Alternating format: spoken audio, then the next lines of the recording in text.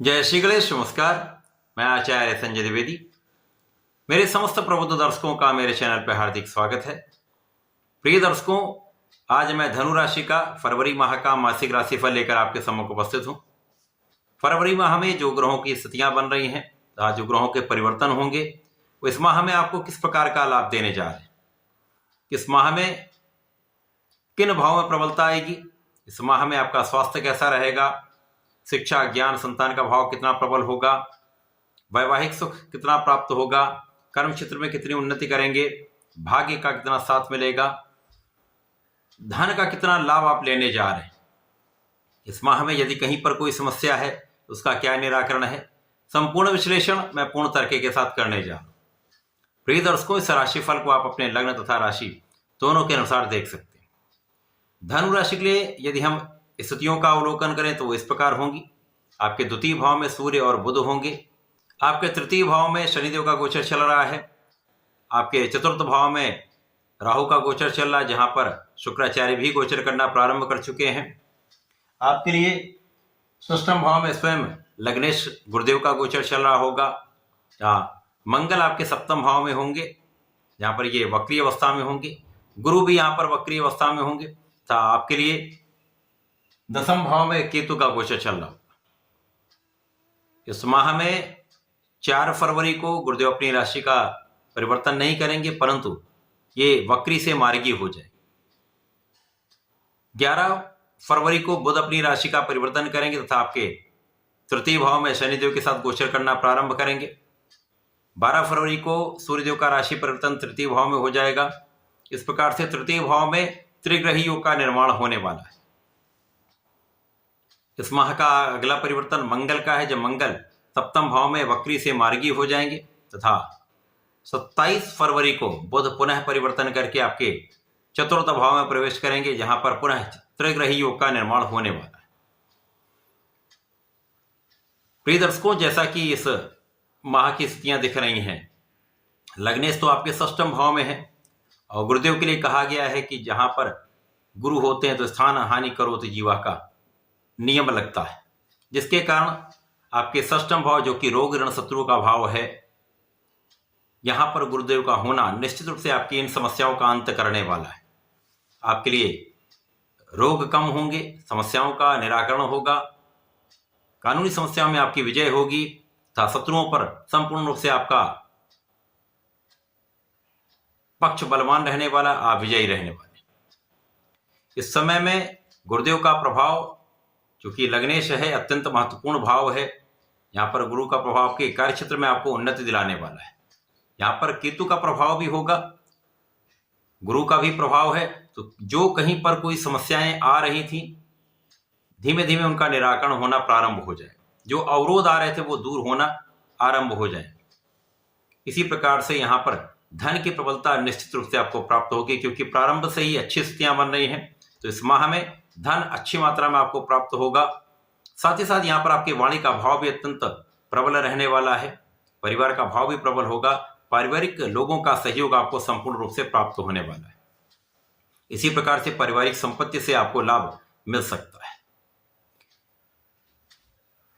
इस समय में, इस माह में शनिदेव तो आपके तृतीय भाव में ही वक्री अवस्था में गोचर कर रहे हैं, जो अत्यंत प्रबल हैं।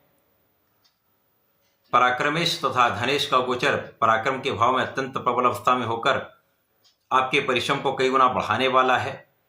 भाई बहनों का सहयोग दिलाने वाला है।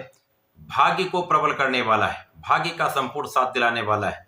तो यदि कहीं पर आपका भाग्य साथ देता है और किसी प्रकार का कोई अवरोध या समस्या आ रही है, चाहे वो आपके कार्य क्षेत्र की समस्या हो या आपके सामाजिक क्षेत्र की समस्या हो अथवा किसी प्रकार का कोई तनाव है, तो यहाँ पर भाग्य के साथ उन समस्याओं का निराकरण करने में पूर्ण रूप से आपकी सहायता करने वाला होगा।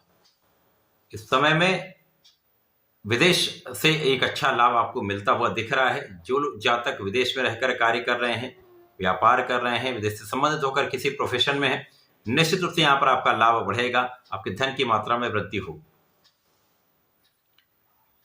इस माह में जो राहु का अकेला प्रभाव आपके चतुर्थ भाव में होकर आपके कार्य क्षेत्र में कहीं ना कहीं एक भ्रम की स्थिति देने वाला था, तनाव को बढ़ाने वाला था। यद्यपि यहाँ पर आपका पक्ष बलवान है, परंतु कहीं ना कहीं एक आलोचना करने वाला पक्ष जो होता है वो कहीं आपके लिए तनाव का कारण बन जाता है। बैक बिटिंग से समस्याएं होती हैं, बिना कारण तनाव विवाद का योग बना देता है। यहां पर शुक्राचार्य का होना, अपनी उच्च राशि में होना, राहु के दुष्प्रभाव को कम करने वाला होगा, जिसके कारण आपकी कार्यक्षेत्र की समस्याओं का निराकरण होगा। साथ ही साथ यहाँ पर आपके धन के लाभ से आपके सुखों का भाव प्रबल होने वाला है।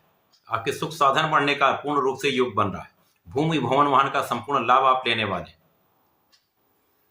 अब जब इस माह का पहला परिवर्तन गुरुदेव का वक्री से मार्गी अवस्था में होने का होगा, तब यहां पर आपके लग्न को प्रबलता प्राप्त होगी, तनाव कम होगा, स्वास्थ्य समस्याएं कम होंगी। इसी प्रकार से आपका मानसिक दृढ़ता बढ़ जाएगी, आपका धैर्य बढ़ जाएगा, आप विवेकशील हो जाएंगे। साथ ही साथ यहां पर कार्यक्षेत्र में आप बहुत अच्छे निर्णय लेंगे, सोच विचार कर आप कार्य करने वाले हैं, तो धन विशेष रूप से यहां पर बढ़ेगा।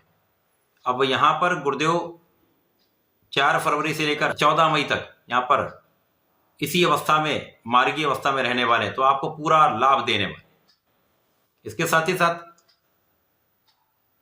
जब बुध का परिवर्तन आपके तृतीय भाव में होगा, अगले दिन सूर्यदेव भी आ जाएंगे, तो तृतीय भाव में, पराक्रम के भाव में त्रिग्रही योग का बनना भाग्य को महाबलवान करने वाला है। अब धनु राशि के 2 केंद्र के स्वामी बुध हैं तथा भाग्य के स्वामी सूर्यदेव हैं, तो भाग्य के स्वामी का भाग्य पर दृष्टि का प्रभाव शनिदेव के साथ, यद्यपि शनि और सूर्य में मित्रता का भाव नहीं है, परंतु यहां पर पिता पुत्र का भाव है।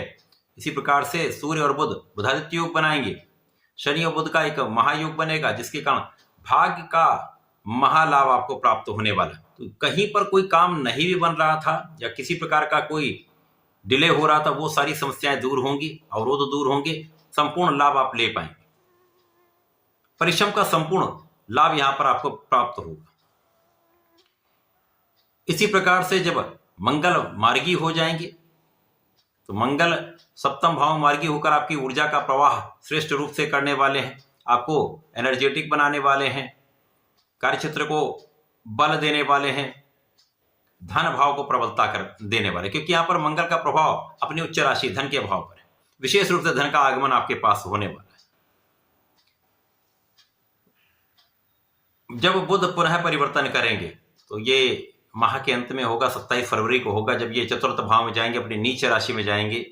परंतु यहां पर शुक्राचार्य भी होंगे, राहु भी होंगे, तो राहु और बुध शुक्र तीनों आपसी भाव में मित्रवत होते हैं, परंतु जब भी राहु और बुध का संयोग बनता है तो यहां पर जड़ दोष बन जाएगा। राहु शुक्र के साथ कहीं ना कहीं समस्या का योग बनाता है, परंतु शुक्र और बुध का एक महालाभ का योग बनेगा, धन प्रदायक योग बनेगा, तथा यहां पर बुध का नीच भंग होगा, जो निश्चित रूप से आपके धन की मात्रा को कई गुना बढ़ाने वाला है। आपके अंदर कूटनीतिक भाव को प्रबल करने वाला है, वाणी की विशेषता प्रदान करने वाला है, जिससे आप अपने क्षेत्र में, अपने कार्य क्षेत्र में, अपने व्यापारिक क्षेत्र में, अपने प्रोफेशन में श्रेष्ठ लाभ भी लेंगे। केवल यहां पर आपको धैर्य रखकर, सोच विचार कर, विवेकशील होकर कार्य करना होगा। जल्दीबाजी नहीं करेंगे तो किसी प्रकार का कोई कष्ट का योग नहीं, यहां पर आपको लिए लाभ वृद्धि का संपूर्ण योग बन रहा है। इस माह में नियमित रूप से आपको सूर्यदेव को जल देना चाहिए। ओम घृणी सूर्याय नमः का 27 बार जप करें अथवा गायत्री मंत्र का जप कर लें। इसी प्रकार से विष्णु सहस्त्रनाम का पठन अथवा श्रवण कर लें, आपके लिए संपूर्ण योग बनेंगे, लाभ की वृद्धि हो जाएगी। तो ऐसा करके इसका लाभ लें। धन्यवाद, नमस्कार।